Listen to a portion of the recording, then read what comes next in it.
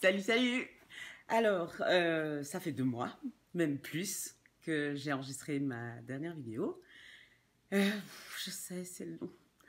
Mais très honnêtement, j'avais pas envie de revenir en vidéo pour tout un tas de raisons, notamment suite au meurtre de George Floyd aux États-Unis et à toutes les réactions que ça a suscité un peu partout. Il m'a fallu un peu de temps pour réfléchir à la manière avec laquelle je voulais revenir en vidéo et à la manière avec laquelle j'avais envie d'aborder ça ici. Bref, donc c'est un peu la raison, c'est une des raisons pour laquelle je ne reviens que maintenant. L'autre raison pour laquelle je reviens que maintenant, c'est aussi que j'ai fait beaucoup de choses et j'avais envie de prendre le temps de les porter. Et puis voilà. Et la troisième raison, c'est que l'occasion ne s'est pas forcément présentée et quand elle s'est présentée, j'avais pas forcément envie de le faire. Donc voilà, maintenant on est vendredi 8 ou 9 juillet, enfin plutôt 9 ou 10 juillet. J'ai l'opportunité de tourner, d'enregistrer aujourd'hui, donc je le fais. Ce sera un épisode un peu normal, quoi. Je sens que ça va être chiant cette vidéo. Je sens que ça va être pénible.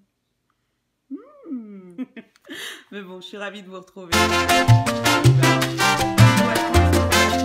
Bienvenue dans mon petit espace créatif, je m'appelle Lise et aujourd'hui je viens vous parler de tricot, de couture et de teinture. Mais avant d'aborder ce sujet-là, j'aimerais parler un petit peu des réactions qu'il y a eu un peu partout dans le monde et de ma réaction, et plus particulièrement de ma réaction suite au meurtre de George Floyd. S'il y a des personnes que ça n'intéresse pas, parce que certainement qu'il y en a que ça n'intéresse pas, vous pouvez simplement zapper et passer à la partie qui vous intéresse dans cette vidéo. Alors, pourquoi est-ce que j'ai envie d'en parler? Premièrement, parce que je suis noire. Et que deuxièmement, je me sens totalement concernée par les suites, enfin, les fondements, les faits, et puis les suites données par, enfin, qui sont nées en fait de cet événement. Pourquoi je me sens concernée à titre personnel? Parce que même si je pense que je fais partie des gens qui ont le moins été touchés par des questions de racisme, je dois quand même dire que quand on est arrivé en Suisse, on est venu en Suisse pour le travail de mon papa. J'avais 10 ans et demi, presque 11 ans, et on est arrivé en Suisse. Et je me souviendrai toujours, un jour je revenais, j'étais allée faire, je sais pas, ma mère m'avait envoyé faire des courses. C'était en été, et en revenant, il y avait un groupe de jeunes ados du quartier qui étaient là, qui faisaient du vélo. Moi, je rentrais tranquillement. Je précise qu'on devait être, allez, je pense, en tout et pour tout, j'habitais Fribourg. On était en tout et pour tout, je pense, allez, 3 familles de Noirs, peut-être 4 familles de Noirs sur toute la ville. Donc, autant dire que on était très visibles. Donc, j'en reviens à mon histoire. Je revenais des courses. Et là, il y avait toute cette clique. C'était 5 ou 6 gamins, des jeunes ados, qui ont commencé à me tourner autour avec leur vélo, tout en criant des cris de singe. Donc, quand on débarque dans un pays, je pense que ça faisait même pas 2 mois qu'on était là, quoi. Enfin, quand on débarque dans un pays et que c'est ça la réaction des gens vis-à-vis de soi, disons qu'on prend assez vite conscience que ça va pas être simple, que le parcours ne va pas être aussi facile que si on était chez nous. Donc ça, c'est ma première expérience de racisme pur, en fait, quand on a débarqué en Suisse. Et honnêtement, je me sentais pas la bienvenue et je me sentais clairement pas en sécurité. Hein. Ça, c'est... je pense que personne n'a de doute là-dessus. La deuxième expérience dont je me souviens, et je m'en souviens parce que j'ai commencé à écrire assez rapidement quand on est arrivé en Suisse. Je pense que j'ai commencé à tenir un journal quand j'avais l'âge de 12 ans. J'ai retrouvé les journaux récemment en faisant de l'ordre à la maison. Et je me souviens que j'avais écrit qu'il y avait un type dans ma classe, je connais très bien ce type, je le connais encore maintenant, on a même fait les mêmes études et tout ça. Il y a un type dans ma classe à l'époque qui tenait des propos, ah, salut la mouche, qui tenait des propos hyper insultants vis-à-vis du Cameroun, vis-à-vis des Camerounais et vis-à-vis des Africains de manière générale. Alors que je pense que la seule personne africaine qu'il connaissait, c'était moi. Donc, il s'amusait à dire des trucs du genre qu'on est des animaux, qu'on est des singes. Alors ça, c'est le grand truc, quoi. Oui, qu'on est des singes, à imiter des cris de singes quand il me voyait passer. Et j'ai relu mon journal, et j'avais écrit un truc du genre j'ai vraiment envie de lui mettre mon poing dans la face. Et j'avais écrit aussi que je le remettais à sa place et puis que j'en avais juste ras-le-bol de ses imbécilités vis-à-vis des préjugés qu'il avait vis-à-vis du Cameroun. Alors, ça m'a fait tout bizarre de retomber là-dessus dans ce contexte précis et de relire ça. Mais voilà, ça m'a montré que c'est un combat c'est une thématique qui sera toujours présente parce que l'être humain est ce qu'il est, quoi. Et que c'est une thématique, c'est un thème qu'il ne faut pas laisser de côté sous peine de le voir s'étendre sans même qu'on s'en rende compte. J'ai maintenant des enfants. Mes enfants sont métis, noir-blanc. Je leur apprends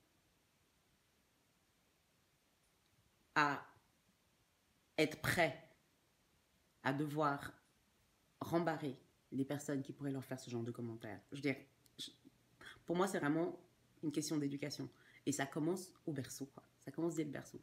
Je leur apprends d'une part que tout le monde est égaux, enfin, toutes les personnes sont égales, que la couleur de la peau d'une personne, ça n'a absolument aucune importance, mais je leur apprends aussi, et surtout parce que c'est clairement plus ce dont ils ont besoin en tant que personnes mixées, d'un point de vue couleur, c'est d'être capable et d'être prêt à dire aux gens, mais je t'emmerde.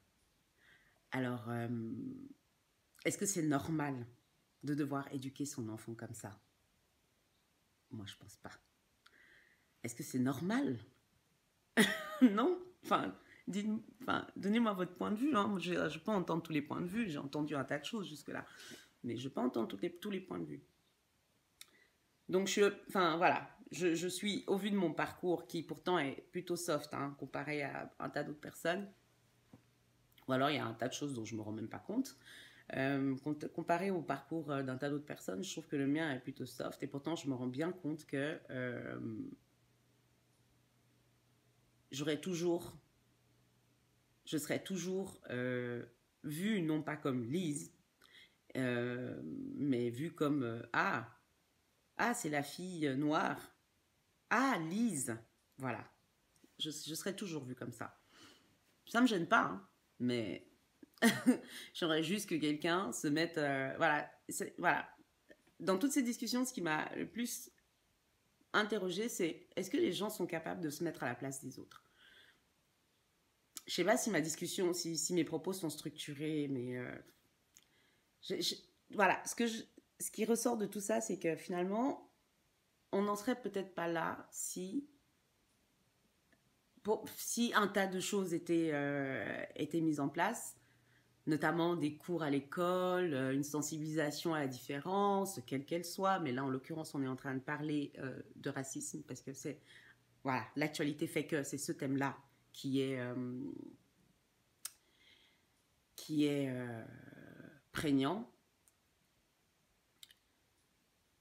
Donc, je me dis, mais voilà, il faudrait commencer par éduquer nos enfants correctement. Enfin, correctement. Chacun fait ce qu'il veut, hein, mais au moins dans l'esprit que, en leur disant que peu importe la couleur de la peau de quelqu'un, un être humain est un être humain. Punchlos. La deuxième chose, c'est qu'on a beau faire ce travail, ben voilà, tout le monde ne le fait pas. Donc c'est là qu'intervient, à mon avis, l'éducation scolaire. C'est-à-dire qu'il j'ai jamais eu de cours dans lequel on traitait de racisme. Et je vois dans le cursus de mon fils, par exemple, j'ai pas l'impression que ce soit quelque chose qui est prévu. Je pense que ça, c'est clairement dans les cours d'histoire ou dans les cours de géographie, je sais pas moi, enfin, trouver un espace pour aborder ces questions. Il y a peut-être d'autres cours qui existent. Ne serait-ce que des cours de civisme, parce qu'ici, on a des cours de civisme. Enfin, en tout cas, à mon époque, on avait des cours de civisme. Donc, typiquement, ce genre de choses, voilà, ce serait bien. Ce serait bien. Moi, je suis un peu... je suis d'un naturel optimiste. Je me dis jamais qu'il n'y a pas de possibilité de s'en sortir. Je me dis jamais ça. Je me dis toujours, si quelqu'un y arrive, je peux y arriver aussi. Mais là, vraiment, dans ce genre de situation, j'ai l'impression que, voilà, on est en 2020, et qu'en 2020, il faille encore montrer patte blanche, n'est-ce pas? Quand t'es noir. Est-ce que c'est normal, quand t'as grandi ici ou quand t'es né ici, est-ce que c'est normal que tu doives en faire plus pour arriver éventuellement au même résultat que les autres? Je pense pas que c'est normal. Est-ce que, parce qu'il y a un certain nombre de préjugés, notamment sur les femmes africaines, tu es obligé d'être plus streng, plus strict, plus, comment tu dis, plus te contenir, ne pas te mettre en avant d'une certaine manière. Est-ce que c'est normal de devoir agir comme ça pour que ces préjugés ne t'atteignent pas, alors que en théorie, enfin, je veux dire, tu peux faire exactement ce que tu veux. En théorie, en tout cas. Moi, j'ai pris le parti, de toute façon, de ne pas tenir compte de ce que les gens peuvent penser de moi. Ça, je crois que ça fait clairement partie de mon caractère. Je me fiche pas mal de l'opinion que les gens peuvent avoir de moi de manière générale. Et encore plus si leur opinion est fondée sur ma couleur de peau, quoi. Je trouve toujours très intéressant d'avoir quelqu'un qui... Alors, c'est très rigolo. Petite anecdote, et ce sera la dernière. Et après, je vous dirai pourquoi je vous parle de tout ça maintenant. Au bureau, enfin, moi, je travaille dans le domaine de l'asile. Donc, il y a beaucoup de gens qui viennent de partout dans le monde, et il y a effectivement beaucoup de personnes africaines. Et donc, je suis juriste pour ceux qui ne le savent pas. On a des badges pour entrer dans certains étages du bâtiment. Et puis, je me souviens, quand j'ai changé de bâtiment, je suis arrivée dans mon nouveau bâtiment, où la plupart des personnes dont on s'occupe viennent prendre des cours, etc. Je monte à mon étage, et là, en sortant de l'ascenseur, je croise un collègue que je ne connaissais pas, et qui me regarde, qui me fait mais tu t'es trompé d'étage. Sachant que les personnes dont on s'occupe ont accès au rez-de-chaussée et au dernier étage, éventuellement au deuxième. Enfin bref, ils sont pas à mon étage. Et là, je regarde et j'ai même pas répondu. J'ai sorti mon badge, j'ai badgé, j'ai ouvert la porte avec mon badge, j'ai ouvert la porte et je suis partie. Je me suis dit, mais c'est quand même incroyable, quoi. Enfin, j'ai... What the f... Hein? Sérieusement, what the f... Pour dire que même quand on travaille dans des domaines comme le mien, ces préjugés-là, ils sont partout. Ils ont vraiment la peau dure. Et j'en reviens à mon propos de départ, à savoir que je suis quelqu'un d'optimiste, mais là, clairement, j'ai l'impression qu'on s'en sortira jamais.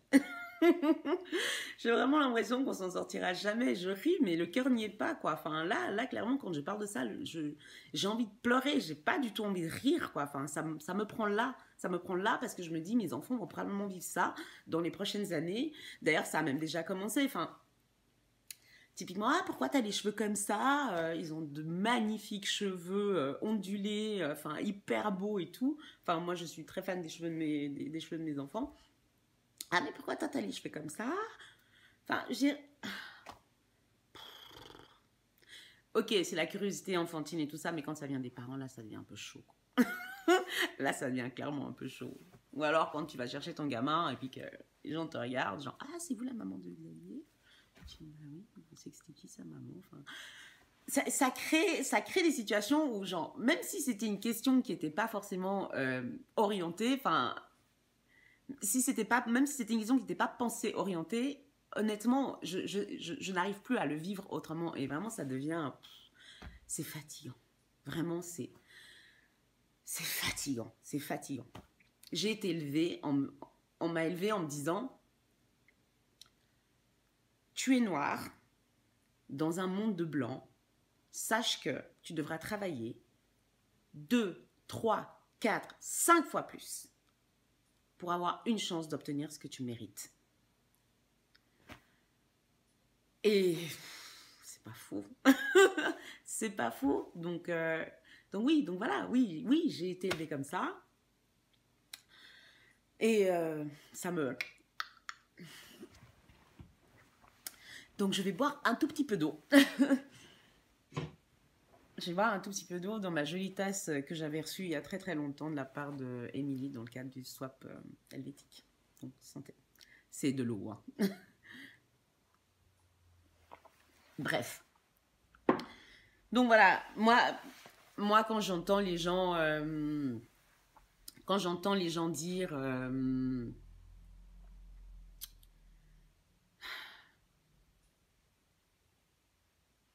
que c'est même pas enfin, quand j'entends les gens relativiser ça ou même dire ah mais non ça n'existe pas, ou quand je lis ce genre de propos, j'ai envie de dire mais pour moi c'est vraiment une incapacité à se mettre à la place de l'autre et puis un manque total d'empathie. Dans une situation comme celle qui vient de se produire, où une personne a été tuée et que juridiquement aux États-Unis ça a été qualifié de meurtre, même si au départ c'est pas du tout la qualification juridique qu'ils avaient retenue, ça a été finalement qualifié de meurtre, ce qui me paraît plus juste par rapport aux faits. Qu'on en soit encore après après un événement comme celui-là, ce que ça fait ressortir comme frustration, comme douleur chez les gens, que ce soit aux États-Unis ou ici ça se matérialise pas partout de la même façon. Et moi, je fais référence uniquement au cas suisse, et encore dans le cas suisse et vaudois, il y a des événements de ce type-là, mais même si on peut pas les assimiler, ça fait ressortir un tas de choses. Et puis moi, cette incapacité à entendre ce que les gens ont à dire, c'est assez symptomatique pour moi de la société dans laquelle on vit. Et c'est aussi pour ça que je suis pas franchement optimiste par rapport à ce qui va se passer dans les prochains mois, années. Mais j'espère que l'avenir va me contredire. Voilà. Tout ça pour dire que... Je vais juste vérifier un truc pour la caméra. Tout ça pour dire que depuis 2 mois, je réfléchis beaucoup à tout ça. Je suis en train de regarder un petit peu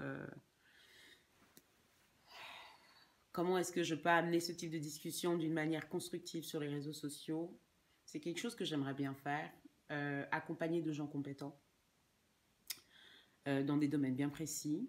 Donc ça, c'est un travail de fond, c'est quelque chose qui va prendre du temps, mais que j'aimerais proposer, je ne sais pas exactement sous quel format, hors mes vidéos de tricot, couture et teinture habituelles.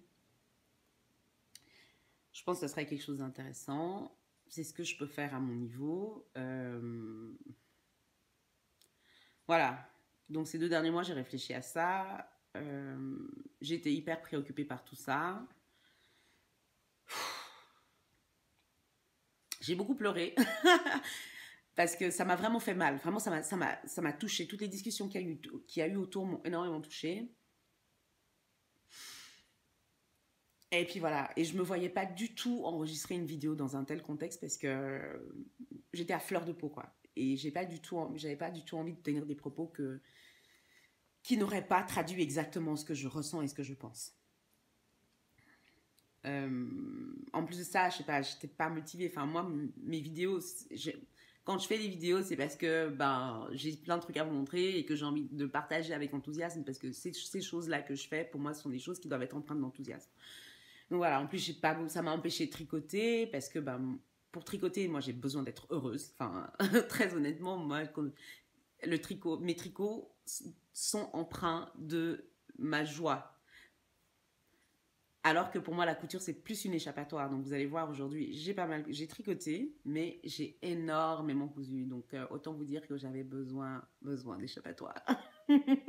Ça va être l'épisode le plus long que j'ai jamais fait. Mais je vais probablement le couper en 2 parties, ou je sais pas. On verra. Bref, sans transition, la suite. Alors, donc, comme je vous disais, j'ai cousu, j'ai tricoté, j'ai cousu beaucoup. Donc, je ne sais pas si je vais tout vous présenter aujourd'hui ou bien si je vais séparer, je vais faire un épisode couture spécifique un peu plus tard. En attendant, ben, on va parler de tricot. Alors, dans les tricots que j'ai réalisés, j'ai fait 2 accessoires, donc les fils ne sont pas rentrés, les coutures ne sont pas faites. Donc, j'ai tricoté ceci qui est une de mes interprétations du Oslo Hat dans sa version sport. J'ai utilisé une laine suisse. Je vous mettrai toutes les références dans la boîte de description parce que j'ai pas eu le temps de prendre les étiquettes. Donc voilà mon interprétation du Oslo Hat dans sa version sport. En fait, j'ai utilisé le patron Oslo Hat Mohair Edition que Petite Knit a sorti. Donc, c'est un patron de Petite Knit. Je l'ai tricoté dans la 2e taille du patron. Je vous mettrai ça aussi en barre de description. De manière générale, tout ce que je vais vous dire aujourd'hui, je vais l'écrire en boîte de description parce que clairement, c'est un épisode totalement improvisé. Et puis, j'ai pas la disponibilité pour préparer ça mieux. Désolée. Donc voilà, pour le premier modèle, celui-là, je l'ai tricoté en côte 1-1, ce qui n'est pas du tout prévu dans le modèle.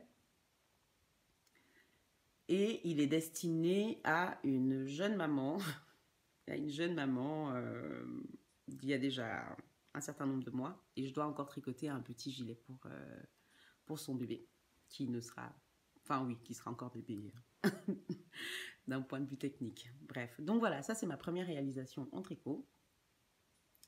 Le Oslo Hat Mohair Edition, tricoté dans une laine suisse que j'ai acheté au Mohair du Jura. Voilà.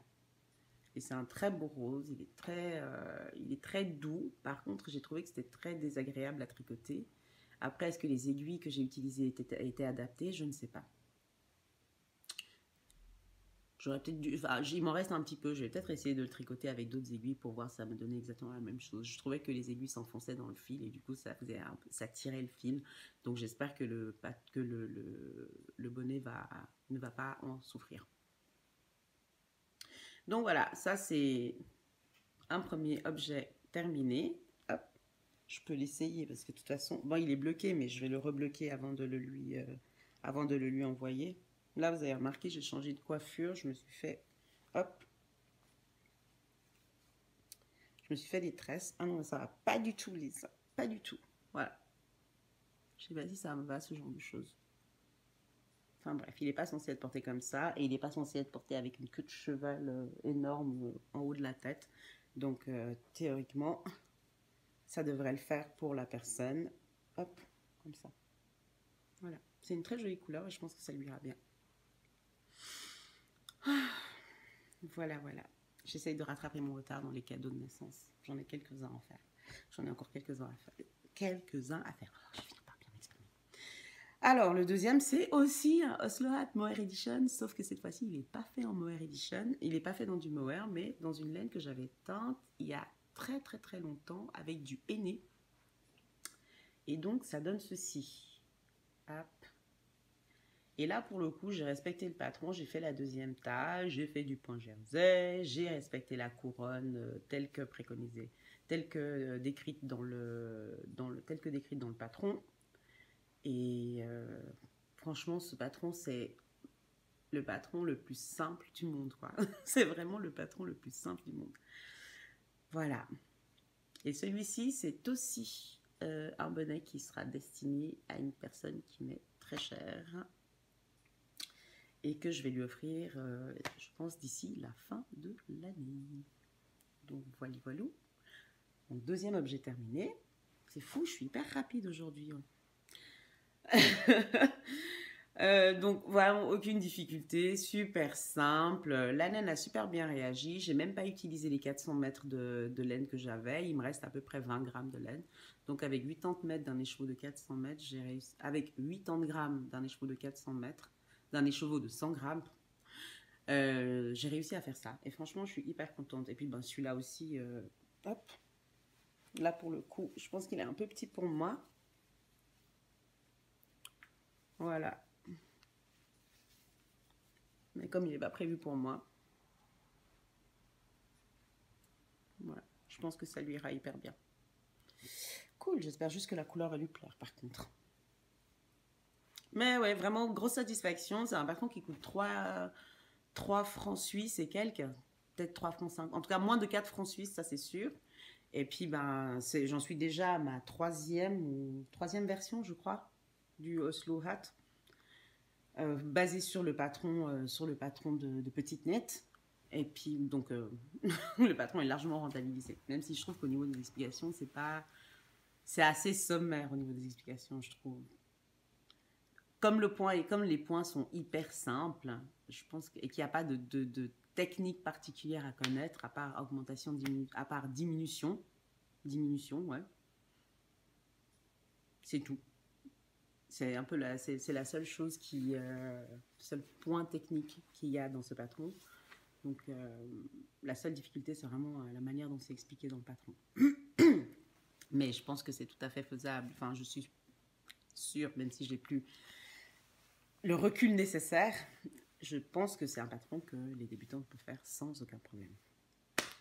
Voilà. Alors, le troisième patron que j'ai réalisé, le troisième projet que j'ai terminé, c'est donc ce que je porte sur moi aujourd'hui. Oups là, je vous montre un peu comme ça parce que je suis assez proche de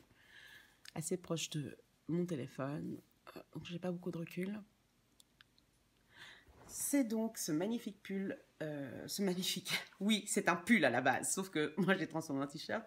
C'est donc un tout dernier patron de Bérangère Caillot, alias Lilophile sur les réseaux sociaux, que j'ai testé pour elle au mois de mai et qui est sorti à la mi-juin. Alors, vous allez dire, mais elle fait jamais les patrons tels que c'est demandé et tout. Yain, parce qu'en fait, oui et non. Parce que j'étais partie pour faire le pull dont je vous avais parlé. J'utilisais cette laine-là qui est de la Holzgarn Super Soft, le coloris Nougat. J'utilisais voilà, celui-là. J'en avais 5 pelotes comme ça, sachant que chacune des pelotes pèse 50 grammes et fait 287 mètres. Tac. Voilà, j'en avais 5 pelotes, donc j'avais largement de quoi faire, le pull avec les manches longues telles que c'était préconisé. Sauf que bah, j'ai tricoté, et puis au bout d'un moment, je me dis, je termine les manches, enfin, je fais la séparation, je termine le corps, et au moment de reprendre les manches, je me dis, ah bah tiens, je vais l'essayer pour voir comment ça tombe. Je l'essaie, je me prends en photo, puis je me dis, oh, c'est trop bien. Non mais j'étais là, mais c'est, ah non mais trop bien.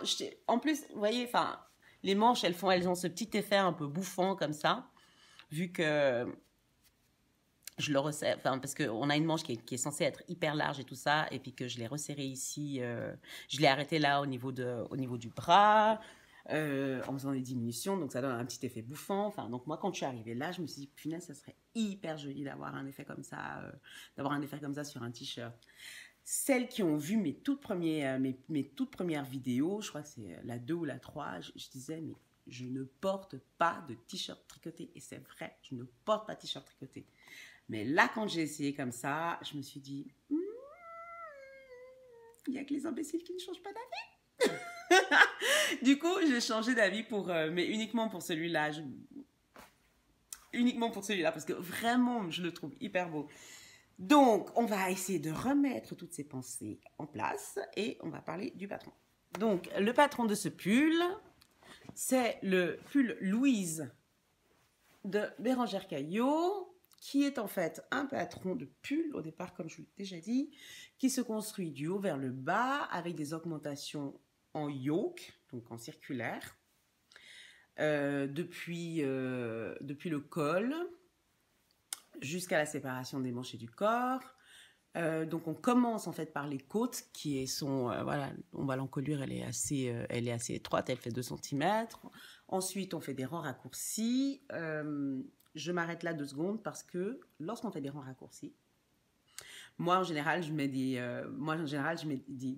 anneaux marqueurs pour pas me perdre. Et en fait j'ai fait ça et honnêtement je me suis perdue. Ça ne m'a servi à rien, c'était my mistake. Non, ça m'a servi à rien. Faut pas faire ça. Faut pas faire ça. Bref, donc on fait des rangs raccourcis et si on suit tout ce qu'elle dit dans son patron, eh ben tout est nickel, il n'y a pas de problème. Pas faire comme moi.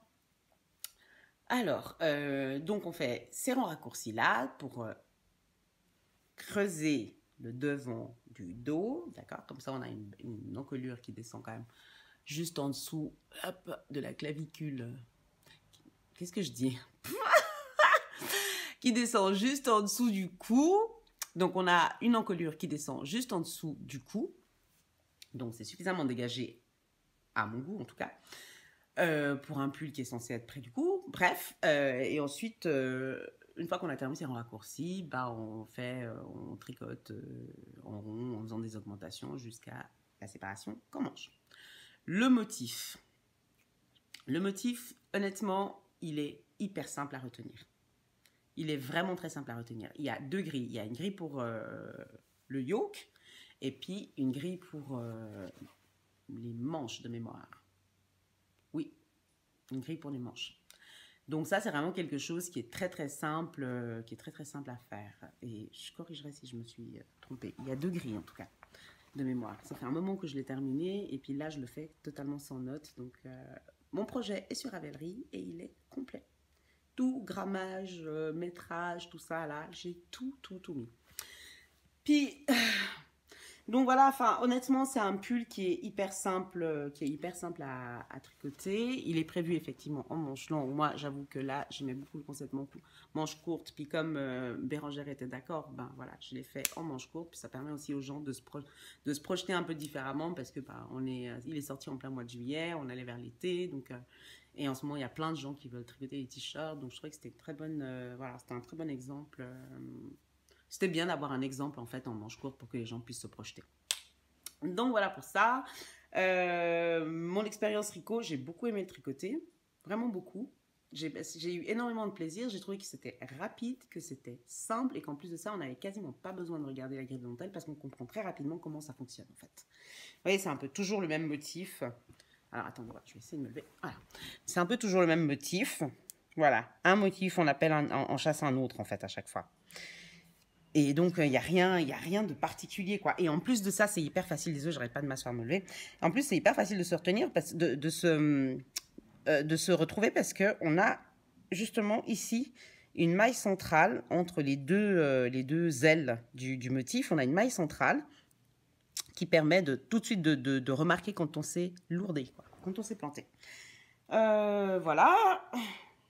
Est-ce que j'ai encore autre chose à dire par rapport à ça? Bon, on est là que c'est quand même le tricot qui m'aura fait tricoter un t-shirt. Hein. C'est quand même le patron qui m'aura fait tricoter un t-shirt, le truc que je ne pensais jamais faire. Du coup, j'ai tellement aimé tricoter ce patron comme ça que j'ai décidé d'en faire un deuxième. Et j'ai commencé. Hein. C'est pas juste une décision en l'air comme ça. Je suis allée acheter des laines pour ça parce que j'avais pas la couleur que je voulais dans mon stash. Et j'avais pas la matière non plus. Je le voulais en coton parce que ça, c'est de la laine. C'est de la Holzgarn en laine. Le fil est très fin, mais il tient quand même relativement chaud. Du coup, j'ai décidé d'en faire un deuxième. Et j'ai commencé, voilà, dans cette couleur-là. C'est, hop, est-ce que je vais y arriver? Oui, je vais y arriver. J'en ai quelques, j'ai acheté 5 pelotes de ceci, Sachsenmeier coton, 100% coton, organique d'ailleurs. Voilà, c'est ça. 100% coton organique, certifié GOTS. Je l'ai trouvé à la Coop, qui est un supermarché suisse, qui a en fait des... suivant lesquels, plus ils sont grands, plus vous avez des chances de trouver un rayon mercerie, d'y trouver un rayon mercerie. Et puis, ben, ils vendent notamment de la Sachsenmeier.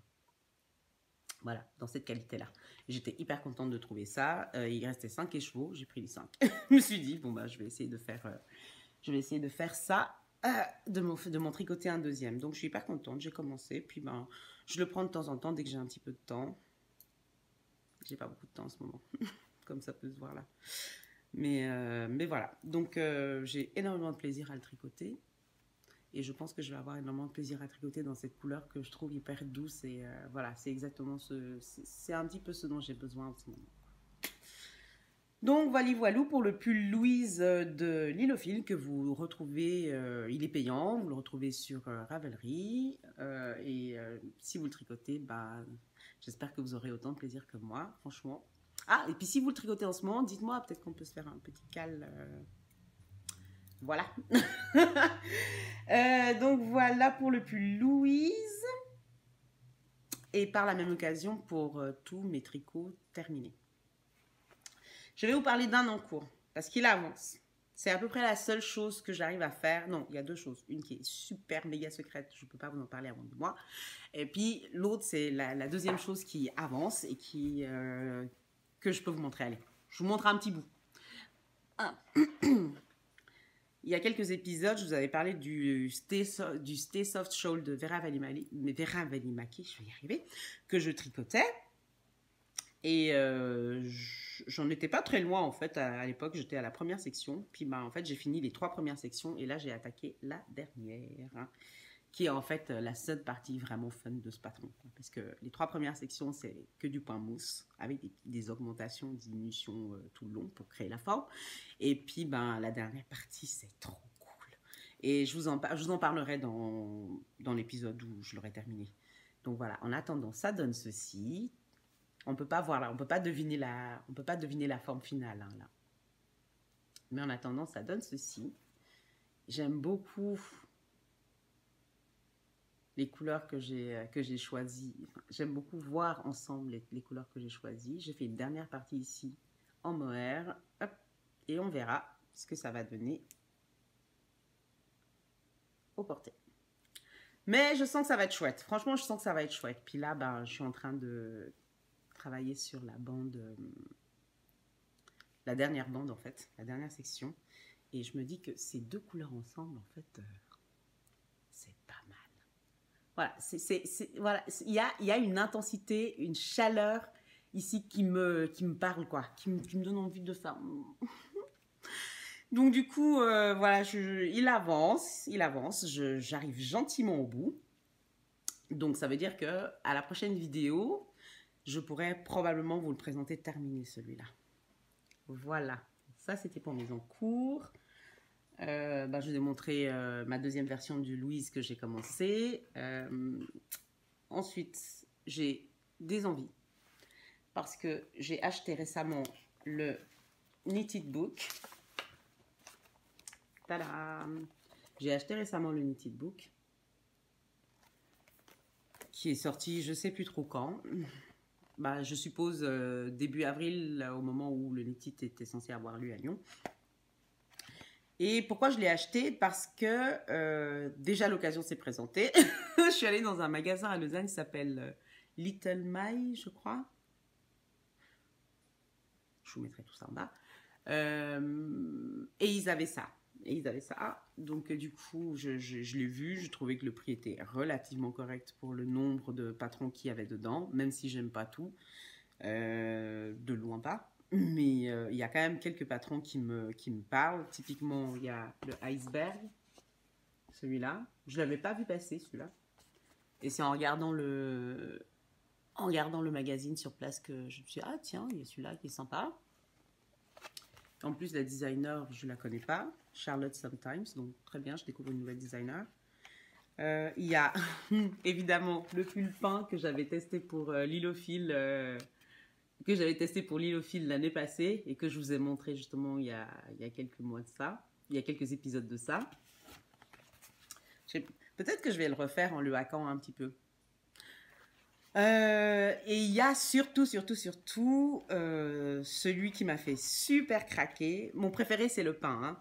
Mais, il est ex aequo avec le gilet d'Emma Duché qui s'appelle comment tu t'appelles?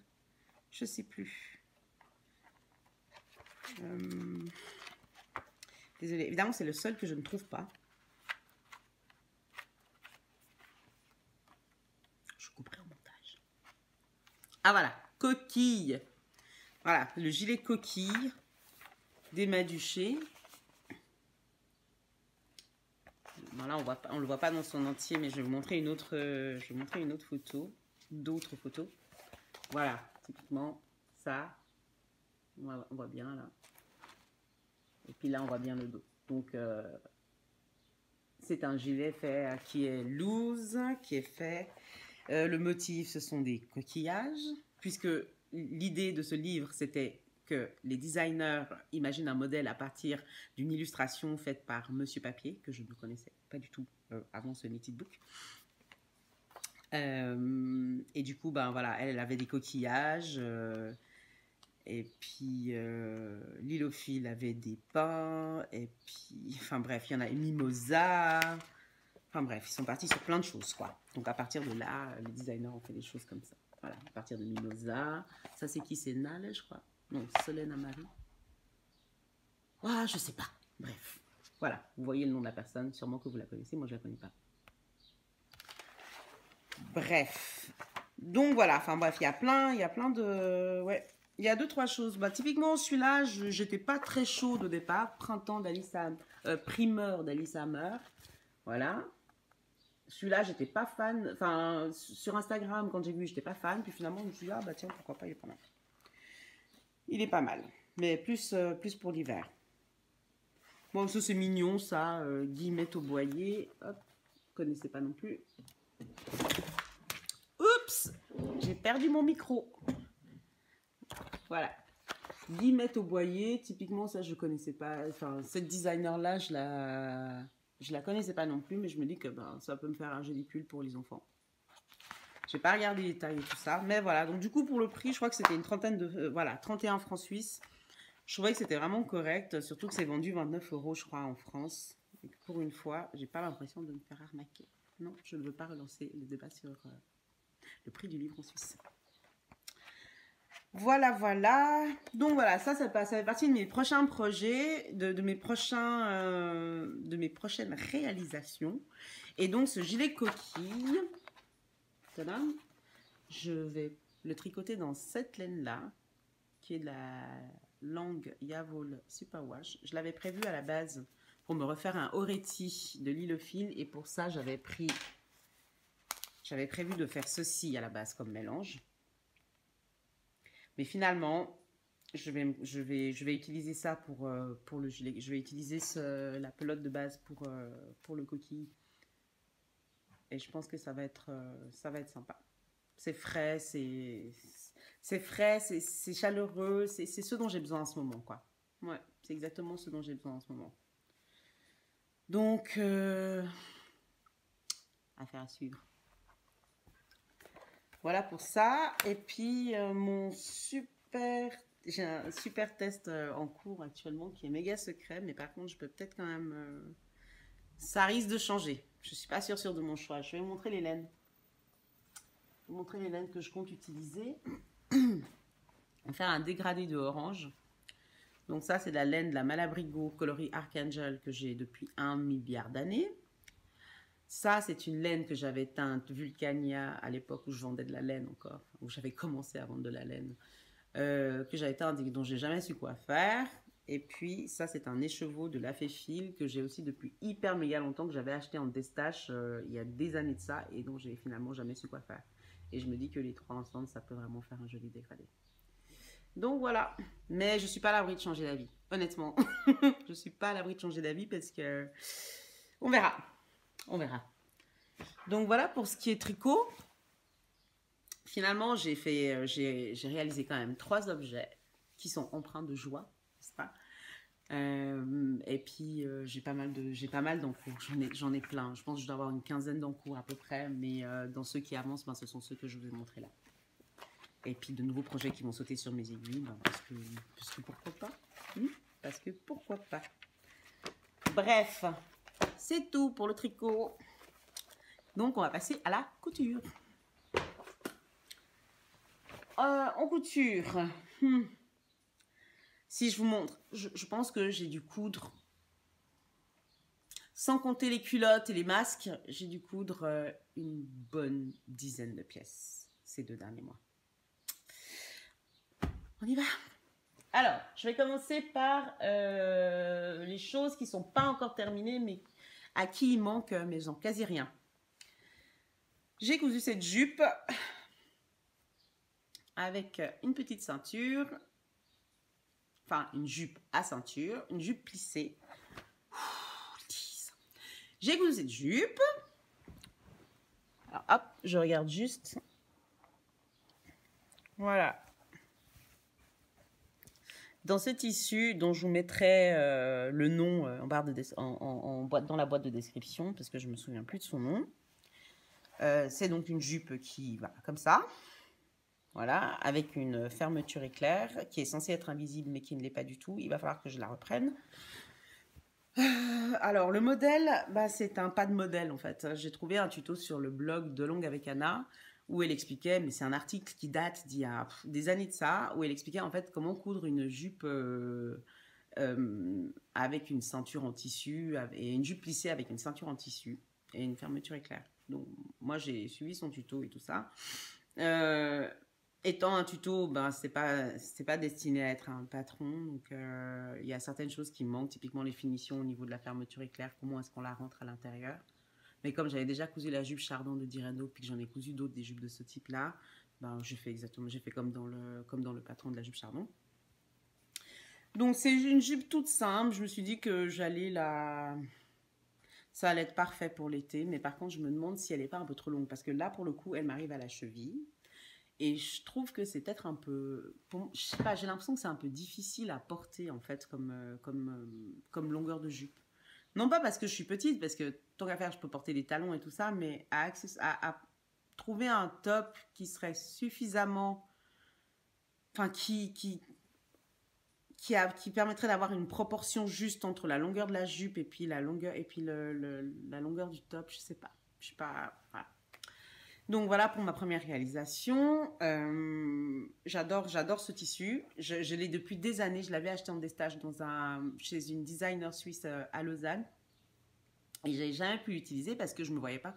Je l'avais acheté pour me faire un haut, éventuellement une robe, mais avec cette couleur-là, enfin, non quoi. Non, pas sur moi. Du coup, ben, quand je suis tombée sur le tuto de la jupe de Longue avec Anna, je me suis dit, bingo. Donc je vais faire, voilà. J'ai fait cette jupe-là et vraiment, je l'adore.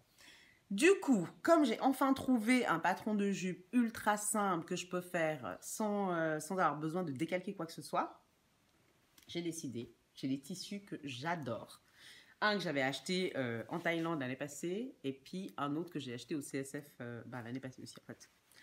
J'ai ce tissu-là avec des ananas.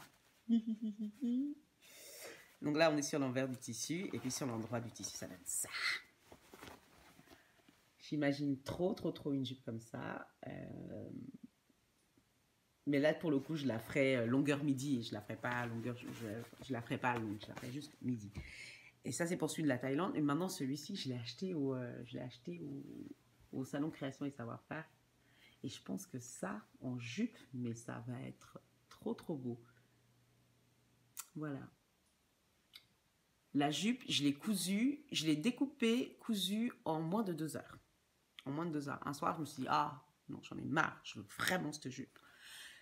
Du coup, ben voilà, j'ai posé mon tissu, j'ai coupé les dimensions qui étaient mentionnées dans le tuto, puis en 2 heures, c'était plié, couture comprise. Par contre, ah oui, j'ai oublié de vous montrer ça, j'ai pas fait les ourlets. J'ai pas fait les ourlets. C'est ça la finition qui me reste à faire. Voilà. Donc voilà, une fois que j'aurai fait ça, j'en ai 2 autres qui m'attendent, et vraiment, celle-là, je me réjouis de les faire, quoi. Là, on est déjà bientôt à la mi-juillet, enfin, l'été, c'est, allez, disons, jusqu'à...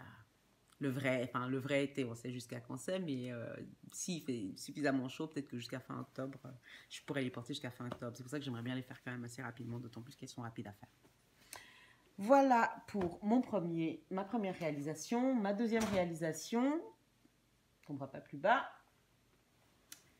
Ma deuxième réalisation qui n'est pas terminée. Et à la fin, je vous montre des projets terminés. Hein. Donc, le fameux body de Marie, que j'ai enfin fait. J'ai enfin cousu dans un des tissus que je vous ai présenté dans ma vidéo achat de tissus chez Créando, là. Ce rose dont j'étais pas contente. Puis justement, une des personnes qui avait regardé la vidéo m'avait conseillé m'avait soufflé l'idée de faire, de coudre un body. Et ben, comme j'avais le body de Marie qui était décalqué, déjà depuis 1 an au moins, ben, j'avais plus qu'à découper les pièces dedans. Et puis, ben voilà. Du coup, j'ai fait,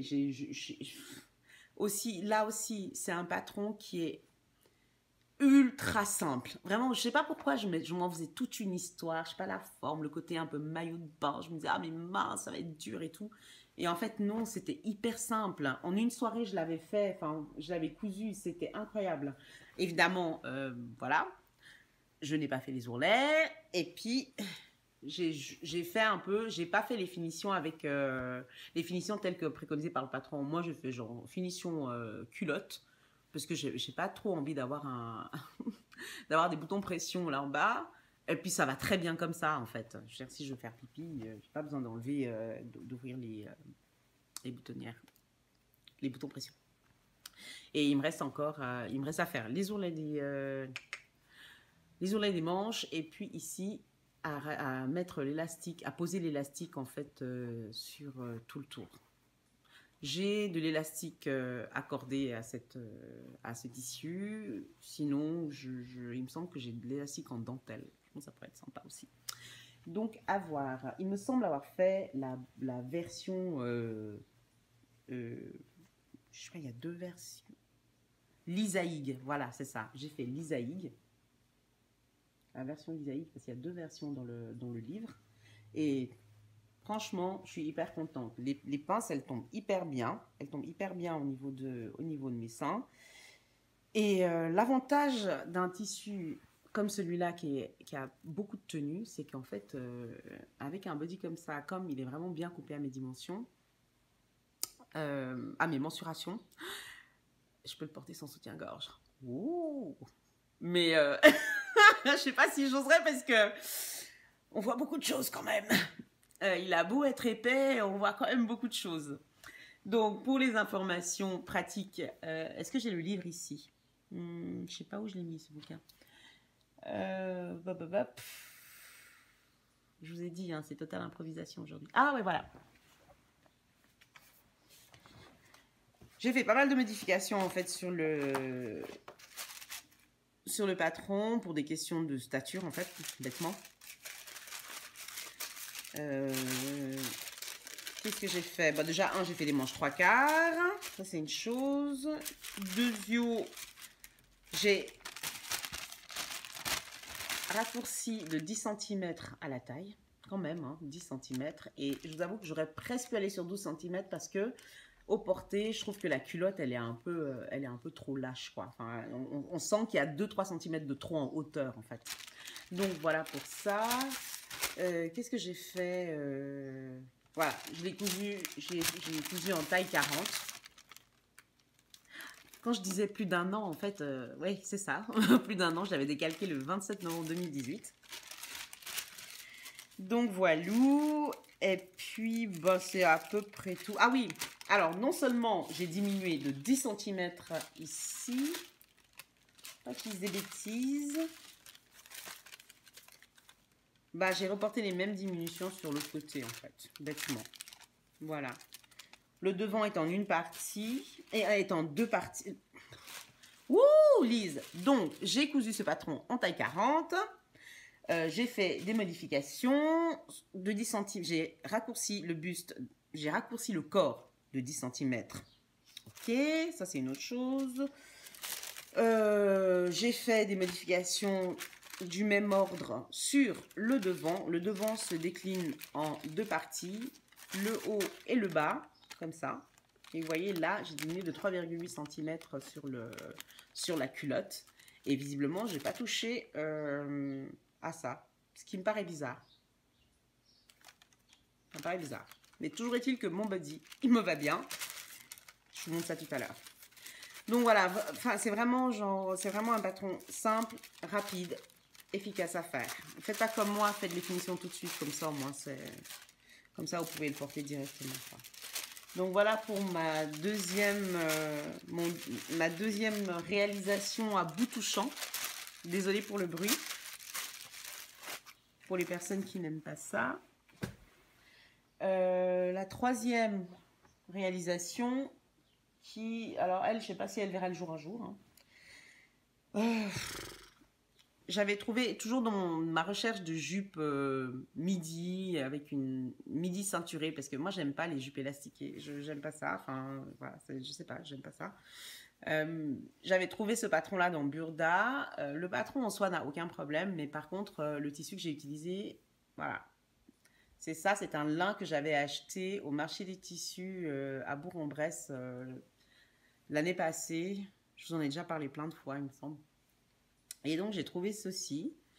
C'était un immense tissu. Mais je sais pas, je pense qu'il devait y avoir 8 mètres de tissu pour moins de 20 €. Et en fait, c'était assez... J'avais cousu un pantalon fez l'été passé dedans. Et il était naze, en fait. Il n'a pas tenu le coup parce que le tissu, c'était vraiment de la M. Et je sais pas pourquoi j'ai voulu remettre ça avec cette jupe. Et en plus, c'est une jupe doublée. Donc, autant vous dire que je me suis fait 2 fois de suite. Donc, ça donne ça. Moi, j'aime bien, mais mon mari trouve que ça fait cheap. Du coup, quand il m'a dit ça, je n'ai pas mis la fermeture éclair comme préconisé dans le magazine Burda en question. Et en fait, ça en est resté là.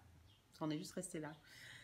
Je pense que je ne vais pas la terminer parce que quand je vois comment ce tissu évolue avec le temps, honnêtement, je sais pas, il me retrouve avec un truc déchiré un jour en allant au travail.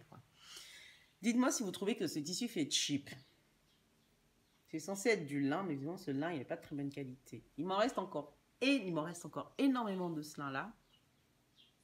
Et je me dis que je vais peut-être faire, je sais pas, des sets de table avec. Parce que je pense que de toute façon, les sets de table n'ont pas un traitement très... Hein. Donc, au moins que ça serve à quelque chose, quoi. Pas que j'ai dépensé mon argent pour rien. Alors, toujours dans ce même tissu, parce que...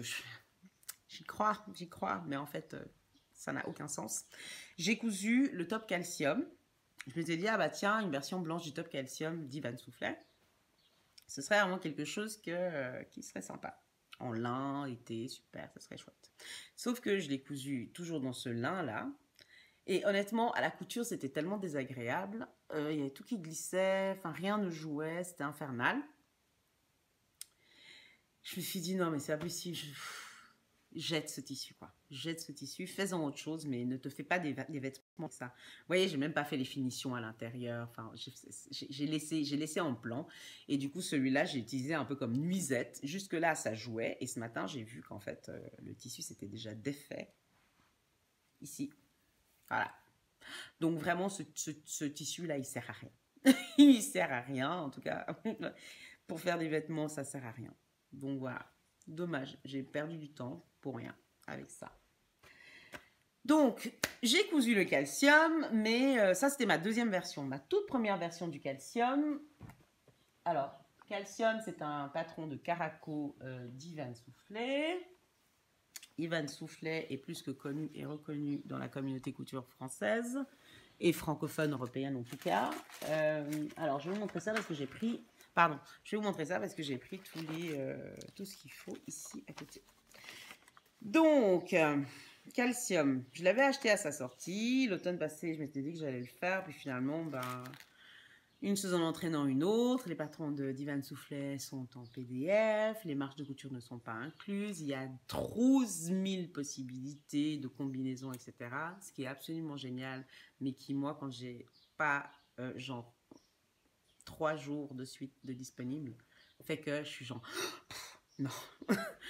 Donc, voilà. Donc, j'avais imprimé, j'avais assemblé les feuilles et tout ça, et j'avais même apparemment déjà découpé ma version, enfin le caraco, la version de caraco que je voulais, et puis je l'ai laissé là.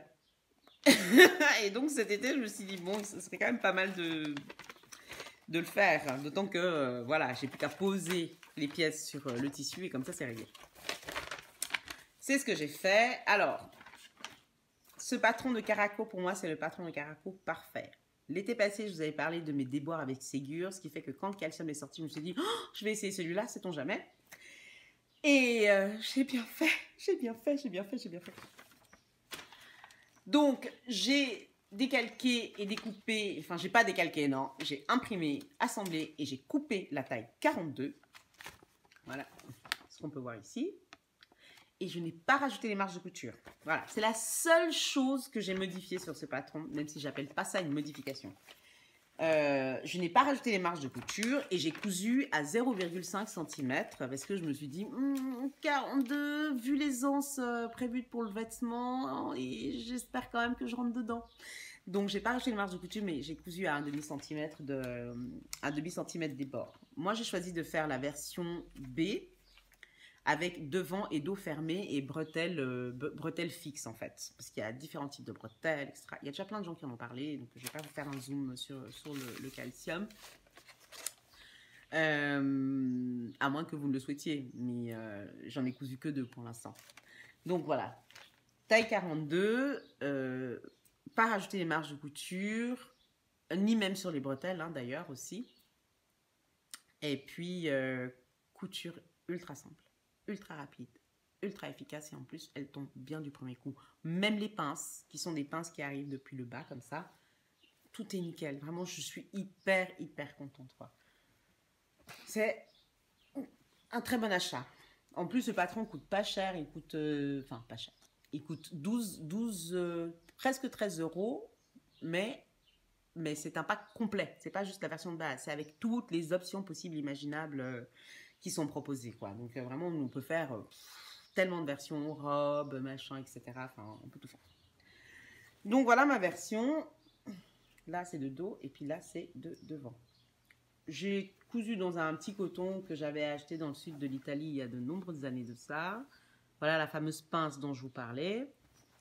Ici, il me restait très peu de 75 cm de tissu, 70 cm de tissu, quelque chose comme ça. Et j'ai tout casé là-dedans, sauf la parmenture que j'ai fait avec le reste de la doublure de mon manteau Marumi. Voilà, comme ça. Les bretelles, vous voyez, j'ai pas fait les... ah, pardon, je sais pas si vous voyez quelque chose. J'ai pas rajouté les marges de couture. Mais du coup, ça me donne des bretelles quasi spaghetti qui sont juste au top, quoi. Enfin, voilà, pour moi, c'est la largeur parfaite pour un caraco. J'adore ça, quoi. Alors, je porte avec ou sans soutien, enfin, avec soutien-gorge à bretelles ou avec soutien-gorge sans bretelles. Et ça va nickel, quoi. Enfin, bref, moi, je suis très contente. Maintenant, toutes mes chutes de tissu de plus de 70 cm, ben, ça devient des calciums. Ça devient des calciums. Et j'hésite même, je pense que sur la base de cette version-là, je vais me faire un fond de robe. Je vais me faire un fond de robe en viscose ou en coton que je pourrais mettre sous des tissus transparents en fait. Franchement, moi je suis très satisfaite de ce patron et clairement je m'y attendais pas. Alors, donc la version que j'ai faite, et après j'arrête avec ça, c'est une version qui est légèrement évasée sur le bas, parce qu'il y a plusieurs types de versions. Moi je voulais pas la version super évasée parce que je sais pas, ça me parlait pas. Et celle-là, justement, elle était nickel. C'est la version de base, le truc tout simple. Et en fait, pour moi, c'est ça un vêtement parfait parce que je sais que je vais le porter, reporter avec plein de choses, quoi. Surtout quand j'aurai cousu dans des couleurs un peu moins, un peu plus passe-partout. Donc voilà pour mon caraco calcium Divan Soufflet. J'ai déjà plusieurs versions prévues, dont une dans un tissu que je garde précieusement depuis 2016. qui est d'un orange terracotta, mais une tuerie, enfin bref. Affaire à suivre. Voilà pour le calcium. On reste chez Ivan Soufflet. Ah non, mais je me suis lâchée. Hein. On reste chez Ivan Soufflet. Et on va parler de la chemise vitamine. J'ai acheté ce patron il y a 1 milliard d'années. Je vous fais pas le topo. Je l'ai pas cousu. Et pourtant, j'avais tout monté, machin, etc. J'avais découpé ma taille. Et je l'avais pas cousu. Bref, là, je me suis dit, oh Lise, sérieusement, en ce moment, tu couds plein de trucs avec des boutonnières. Je pense qu'une chemise, c'est bon. S'il y a moyen. Donc, j'ai sorti mon patron d'Ivan Soufflet. J'ai choisi mes options. Et puis, tadam, ça donne ceci. Alors, ma petite chemise. Comme d'habitude chez Ivan Soufflet, vous avez des versions de base et après, vous avez X 1000 possibilités de transformer votre truc. Donc, moi, j'ai choisi de faire un col rond avec une base. Ici, un pli d'aisance dans le dos.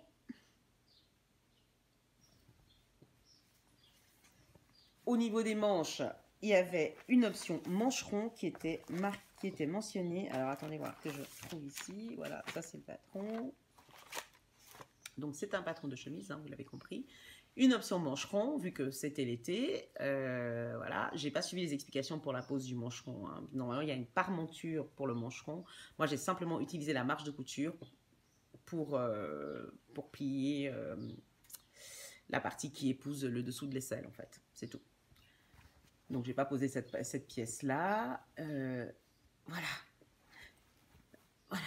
Enfin bref, c'est une fois de plus, c'est la deuxième fois que je me dis ça, mais que je vous dis ça, mais je ne comprends pas pourquoi j'ai attendu aussi longtemps pour faire ce patron, parce qu'en plus il offre tellement de possibilités et de styles qui fait que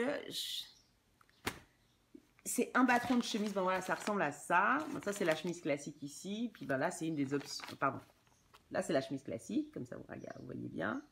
Et puis ici, ça c'est une des options, une des nombreuses options qui est proposée dans le patron. Voilà. Du coup, moi j'ai fait cette version-ci, hop, pour l'été, dans un tissu que j'ai acheté chez Je suis à croquer et avec des boutons. Et c'est hyper drôle parce que c'était pas du tout volontaire.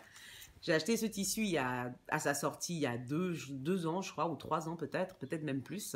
Et puis les boutons, ceux-là, Atelier Brunette, je les ai achetés il y a quelques mois à peine, quoi. Et c'est drôle parce que du coup, ben, le match était parfait entre le tissu et les boutons. Donc, hyper méga contente. Voilà pour cette réalisation. Je ne sais plus à combien j'en suis là. 1, 2, 3, 5. C'était la 5e. C'est la 5e. Alors, la 6e réalisation, on en est où là? Est-ce qu'on a encore de la batterie? Est-ce qu'on a encore de la place sur le téléphone? La 6e réalisation, c'est un top en broderie anglaise dont je vous avais parlé il y a déjà quelques épisodes de ça, parce que je voulais un top tout simple avec des emmanchures droites toutes bêtes. Enfin, voilà, le top en chaîne et trame juste basique, quoi. Et j'avais transformé, j'avais modifié en fait un patron d'un mode des travaux. Je vous mettrai les infos duquel. Et puis voilà, je vous avais montré ça dans une précédente vidéo, j'en suis sûre. Et voilà mon top en broderie anglaise que j'ai découpé en taille 42.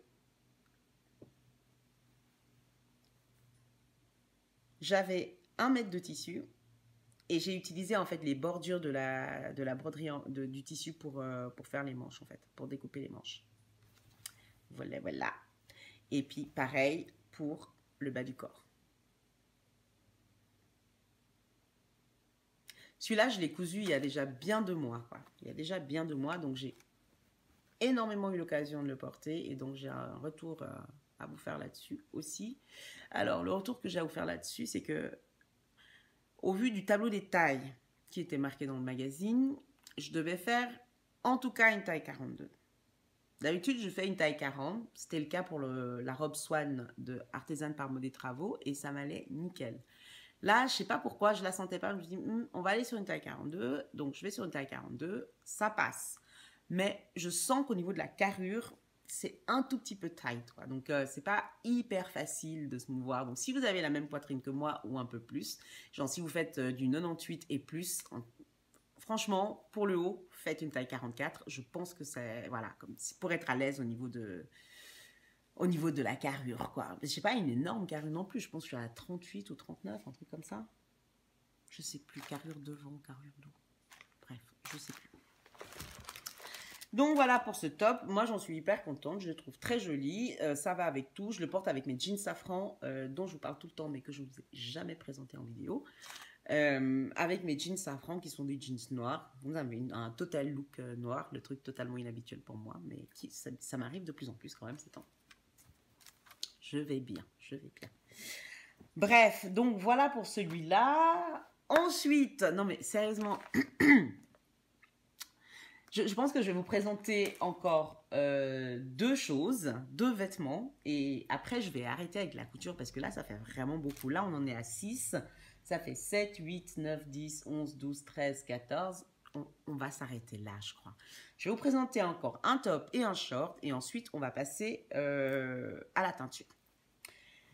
Donc, encore un top. Cette fois-ci, j'ai découpé dans un de mes tissus précieux, un de mes tissus Liberty, que mon mari m'avait gentiment ramené de Londres il y a quelques années de ça. Il m'en avait ramené plusieurs coupons, je crois 4 ou 5.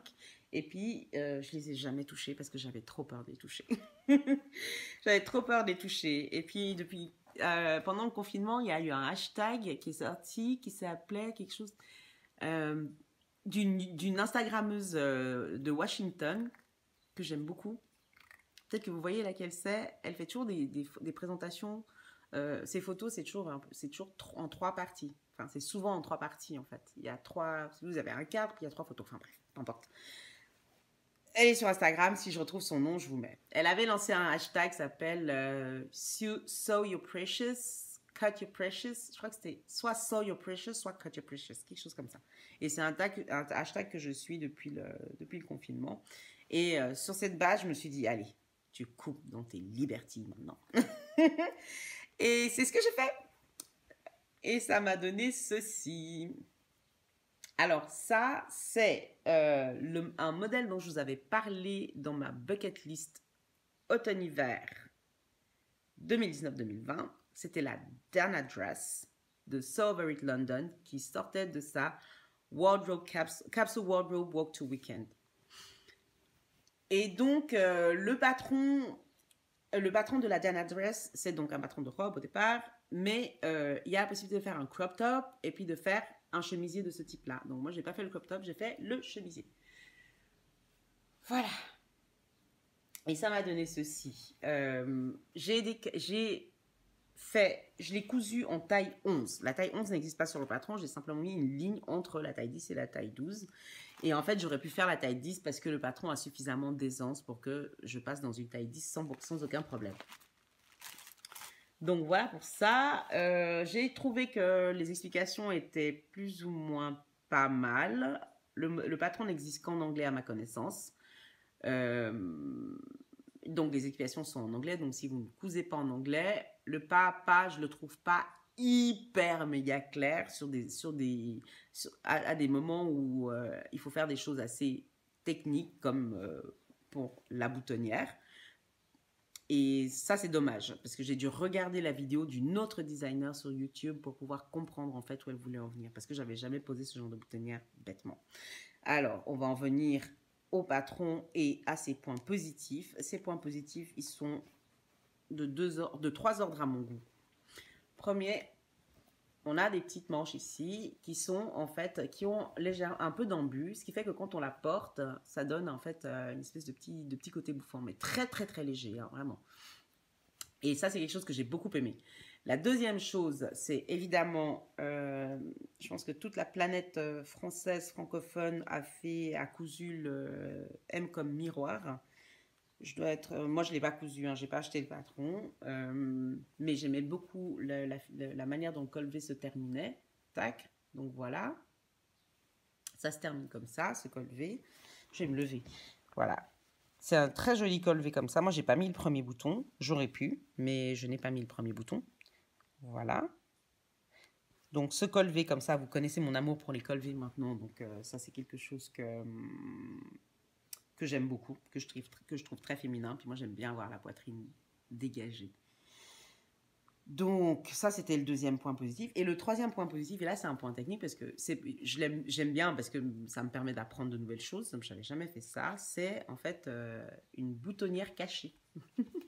Je sais pas, il y a un nom technique pour ça, hein, ça j'en suis sûre et certaine, mais voilà, c'est une boutonnière comme ça. Oup, elle est cachée.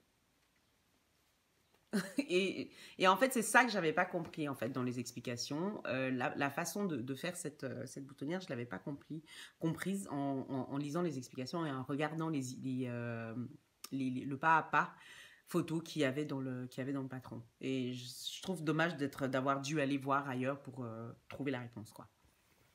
Mais ça donne quelque chose de très très sympa. Ça veut dire que même si vos boutonnières sont ratées,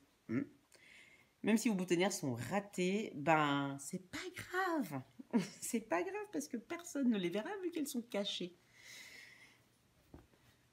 Donc du coup, ça donne ça. Porter, ça donne ceci. Ça donne ça. On voit pas du tout les boutons. Et on voit pas les boutonnières. Et c'est dommage parce que quand on a des jolis boutons, ben on ne peut pas les montrer. Et là, en l'occurrence, j'ai de jolis boutons que j'ai achetés chez Liz Taylor. Alors, pas celui-là, parce que celui-là, je l'ai récupéré sur un des pantalons Okaidi de mon fils. Mais ceux-là, je les ai achetés chez Liz Taylor. Et je trouve hyper beaux, ils allaient parfaitement bien ensemble. Et la petite anecdote trop sympa, enfin, ce que moi je trouve trop sympa, c'est que j'ai cousu du Sovereign London pour la première fois, avec du Liberty of London pour la première fois. Voilà, c'était ma petite Madeleine pour ce projet. Voilà. Enfin, est-ce que j'ai oublié de dire quelque chose? Non, je crois pas. Ah oui, le Liberty, c'est trop bien à couper. Ça fait comme une espèce... Pardon. Quand on coupe, ça fait vraiment cette espèce de... Le bruit est hyper... Non, le bruit est génial. Vraiment, j'avais énormément plus ça. Ah, c'est bon ça. Franchement, c'est hyper agréable à couper, quoi. Puis c'est hyper chouette d'avoir ce petit bruit qui t'accompagne comme ça pendant le travail. Enfin bref, j'ai adoré couper du Liberty et j'en ai encore quelques coupons et je me dis, ah oui, autre chose hyper intéressante, ça, hein, en taille 11 quand même, hein. J'ai casé dans 1 mètre de Liberty, sachant que la laisse du Liberty c'est 1,10 m. Franchement, moi je suis... du Liberty que j'avais, c'était 1,10 m. Moi je suis hyper contente, j'ai réussi à caser ça là-dedans, quoi. Voilà. Donc maintenant je vais vous montrer ma dernière réalisation, parce que évidemment il n'est plus à l'état de projet. J'ai cousu, grâce à Camille, le pantalon Jumpy de Ready to Sew, qui est devenu en une couture mon pantalon chéri d'amour. Donc voilà, le patron Jumpy de Ready to Sew, qui est là. Ready to Sew, qui est une marque française, malgré son nom anglophone, et qui fait plein de trucs hyper beaux et que je n'avais jamais cousu. Ni dans ses patrons gratuits, ni dans les patrons payants. Et là, c'est la toute première fois que je couds ça. Et donc, je l'ai cousu dans un tissu wax que ma belle-sœur m'avait offert il y a déjà très longtemps. Et j'ai fait la version short. Tadadam. Voilà. J'ai décalqué la taille 40. Parce que oui, j'ai décalqué. J'ai décalqué le PDF en taille 40.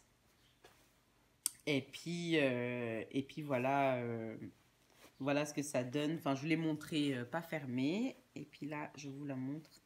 Je vous le montre fermé. De toute façon, je l'ai porté tout à l'heure. Voilà, voilà. Ça donne ceci. Bon, mon nœud n'est pas très joli, hein, mais je le fais uniquement pour que vous puissiez voir un peu à quoi ça ressemble. Donc voilà pour celui-là, ça c'est hyper cool, je suis très très contente parce que j'ai pu comme ça valider la largeur, valider la taille, le 40 c'est parfait, de toute façon c'est un patron qui est prévu avec une taille hyper large qu'on resserre avec la ceinture, donc aucun problème à ce niveau-là. Non, la taille 40 est validée. Par contre, maintenant, je me demande si avec un tissu un peu plus fluide, parce que là, celui-là, il est quand même, il a quand même la tenue. Moi, si avec un tissu un peu plus fluide, ça tiendrait aussi bien. Il faudrait que je fasse des essais. Parce que j'aimerais bien le faire dans un crêpe noir que j'ai, dans lequel je voulais faire autre chose il y a des mois de ça. Et puis finalement, je me dis qu'un pantalon en crêpe noire pour l'automne, ça serait quand même pas mal, quoi. Ça serait quand même pas mal. Surtout qu'il a, je trouve qu'il a il a quelque chose, ce jumpy. Il a quelque chose. Et je trouve assez chic, en fait. J'aime beaucoup. Et je pense que vraiment dans un crêpe noir, ça serait top.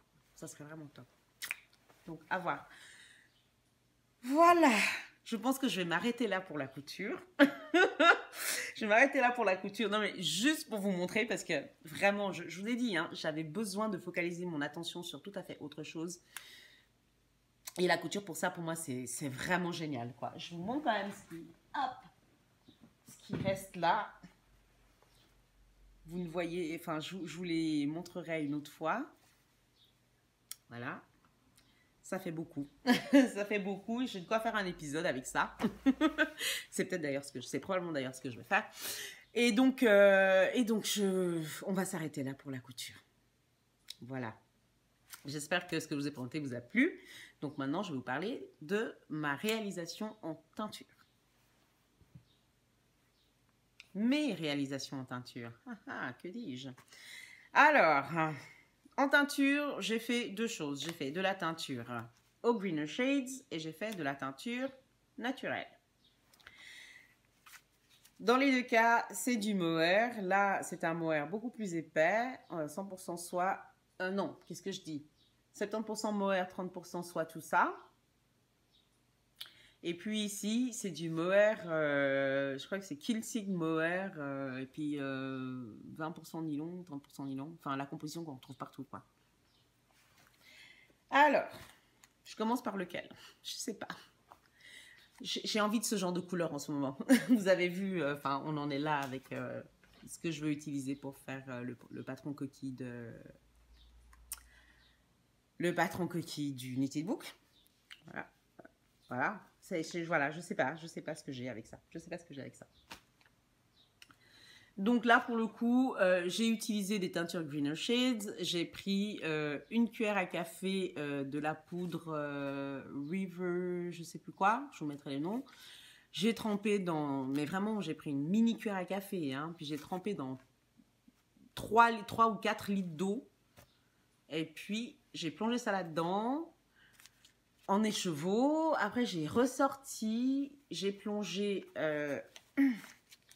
j'avais... Alors, voilà, pardon. Voilà, j'ai fait comme ça. Je l'ai plongé dans l'eau. Et puis, ça m'a donné cette espèce de vert comme ça, très, très frais. Très frais, mais qui fait partie des couleurs qui m'attirent en ce moment. Probablement parce qu'on les voit partout aussi. Et puis, sur le reste de... Enfin, une fois que j'avais terminé ça, j'ai attendu que la couleur qu'il n'y ait plus de couleur en fait dans l'eau, ou très peu de couleur dans l'eau. J'ai sorti mon écheveau et j'avais fait un mélange avec une micro-pointe de rouge que j'avais dilué au préalable dans un demi-litre d'eau. Et j'ai versé dessus. Et puis j'ai laissé chauffer. Et ça m'a donné ça. Voilà. Visiblement, j'ai pas été bonne verseuse parce que j'ai versé qu'à un seul endroit. Du coup, ça fait un peu une répartition très peu homogène, quoi. Mais j'aime bien.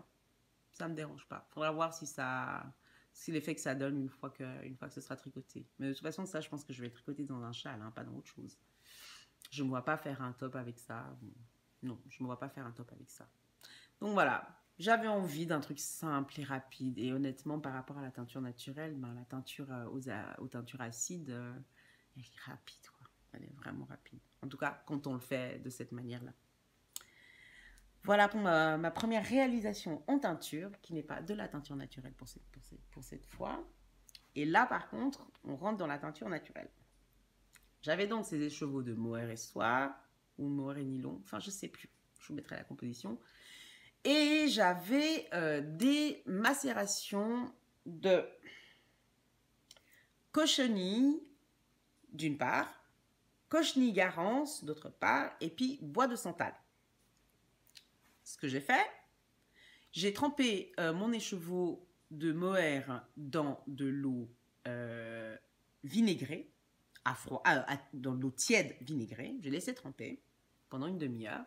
Ensuite, je l'ai sorti, je l'ai allongé, j'ai pris une pipette et j'ai récupéré dans chaque bocal en fait les couleurs dont j'avais besoin et je les ai réparties uniformément tout autour de l'écheveau.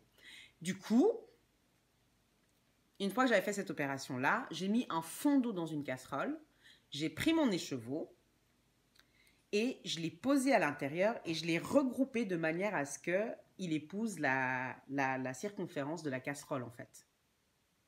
Je ne sais pas si vous me suivez. Oui, j'espère que vous me suivez. Dites-moi si vous me suivez.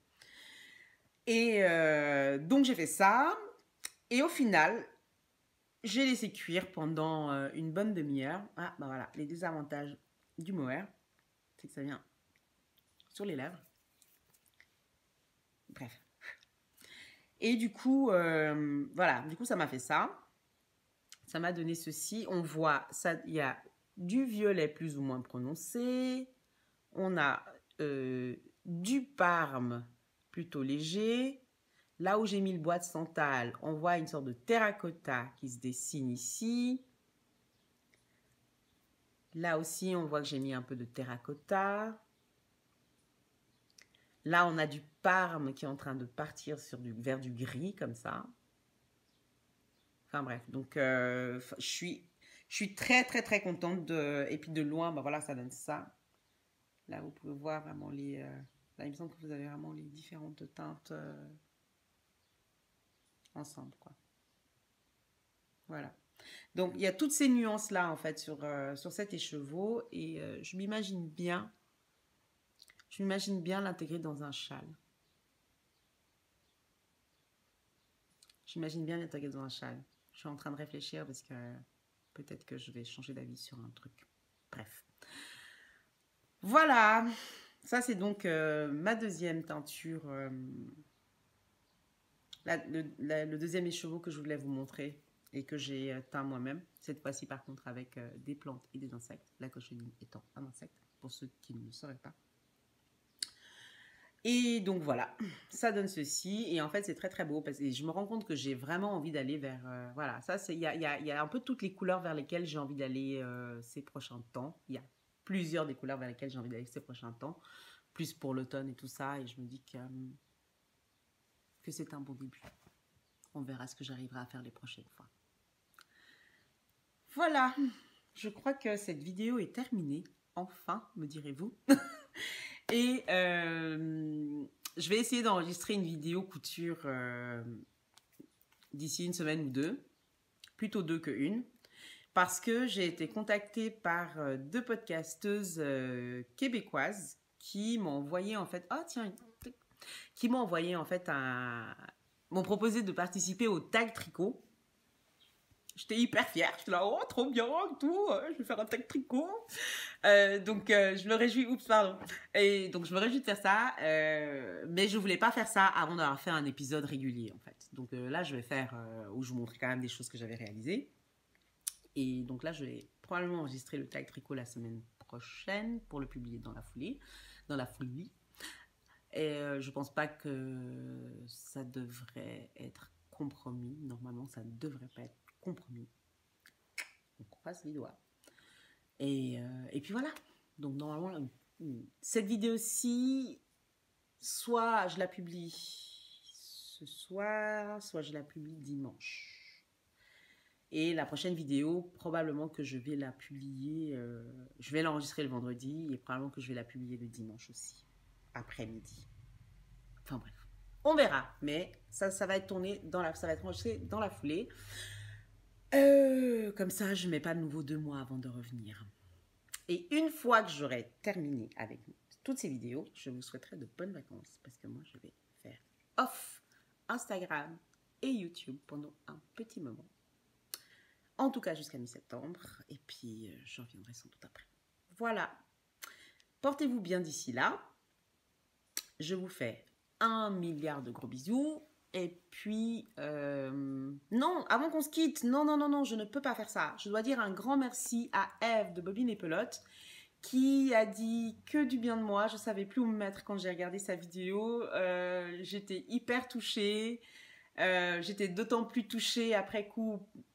J'étais d'autant plus touchée que voilà, tout ça s'est passé dans un contexte particulier que pas particulier Covid, hein, dans un contexte particulier pour moi, qui fait que ça m'a touchée, d'autant que c'est quelqu'un que je ne connais pas et avec qui je n'ai pas d'échange spécifique en fait.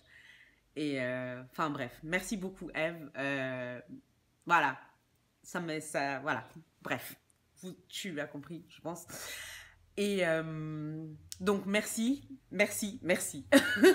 à elle pour ça. Et merci à vous de prendre le temps de regarder, d'écouter mes vidéos, de prendre le temps de les commenter, de prendre le temps de mettre des pouces en haut, de prendre le temps de les partager, d'en parler aux autres parce que ça vous a plu. Merci d'avoir été patient et patiente pour l'arrivée de cette vidéo et merci aussi. Merci à ceux qui m'ont écrit pour me dire « Mais alors, quand est-ce que tu enregistres une prochaine vidéo ?»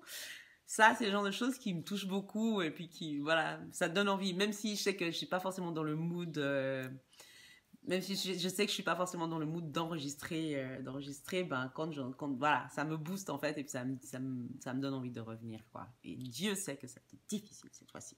Bref. Voilà, j'espère avoir dit merci à tout le monde et puis ne pas avoir oublié quelqu'un. Je vous revois très rapidement. Et puis, je vous embrasse très fort. Allez, prenez soin de vous. Bye.